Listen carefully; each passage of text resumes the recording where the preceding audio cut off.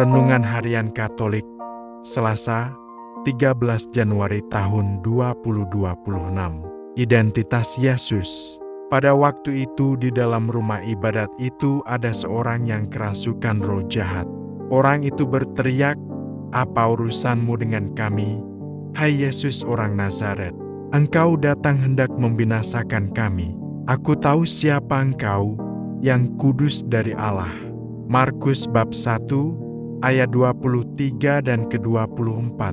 Saudara-saudara, ungkapkan perasaan ketakjubannya kepada Yesus misalnya melalui karya-karya seni. Ada orang yang mengungkapkannya melalui puisi, lirik lagu, lukisan, dan lain sebagainya.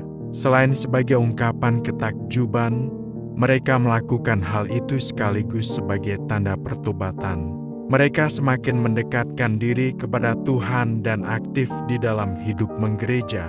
Tuhan Yesus selalu menakjubkan sepanjang masa. Ketika hidupnya masih tersembunyi di Nazaret, Tuhan Yesus sangat menakjubkan bagi Bunda Maria dan Santo Yusuf. Namun, ketika ia mulai tampil di depan umum pada usia 30 tahun, semua orang dan sepanjang masa merasa takjub kepadanya. Injil hari ini berkisah tentang penyembuhan orang yang kerasukan roh jahat. Kejadiannya bermula ketika Yesus masuk ke dalam salah satu rumah ibadah di Kapernaum pada hari Sabat, karena ia mengajar mereka sebagai orang yang berkuasa, tidak seperti ahli-ahli Taurat. Karena ia sedang mengajar, ada salah seorang yang hadir di situ berteriak kepadanya. Orang itu rupanya kerasukan roh jahat. Ia mengatakan kalau Yesus itu adalah yang kudus dari Allah. Perkataan inilah yang mengungkapkan identitas Yesus. Dengan kedatangan Yesus, kerajaan Allah itu menjadi tampak dan kerajaan roh jahat ditunggang-balikan. Sekali hardik, roh jahat pun keluar sambil menjerit dengan suara nyaring. Sungguh dahsyat dan luar biasa. Orang banyak yang menyaksikan peristiwa itu pun menjadi takjub. Yesus yang berhasil mengeluarkan roh jahat dari diri seseorang.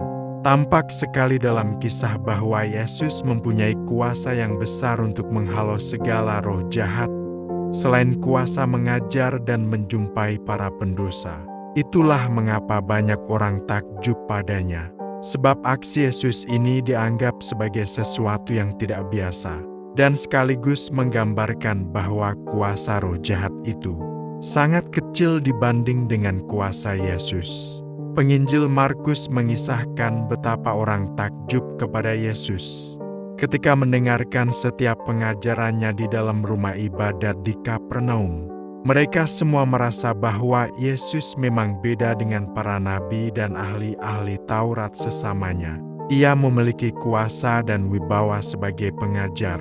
Ia semakin viral ketika ia melakukan tanda-tanda heran seperti membebaskan seorang yang kerasukan roh jahat di rumah ibadat itu. Roh jahat taat kepada Yesus. Tuhan Yesus bahkan mengorbankan dirinya karena ia memandang keluhuran hidup manusia di hadapan Bapa di surga. Yesus ternyata bukanlah orang biasa. Dia bukan sekedar orang Nazaret. Seorang yang kerasukan roh jahat mengatakan, "Aku tahu siapa engkau, yang kudus dari Allah."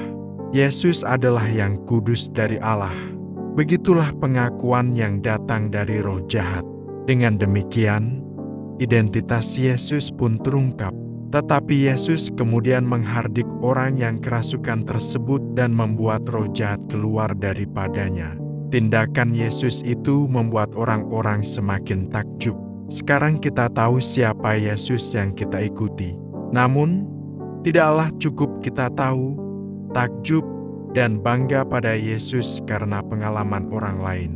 Kita harus memiliki pengalaman pribadi dengan Yesus, relasi yang intim dan personal dengannya, yang sungguh-sungguh membuat kita kenal, kagum, dan bangga menjadi pengikutnya. Akhirnya, kita pun dapat mengatakan, kita bangga menjadi pengikut Yesus.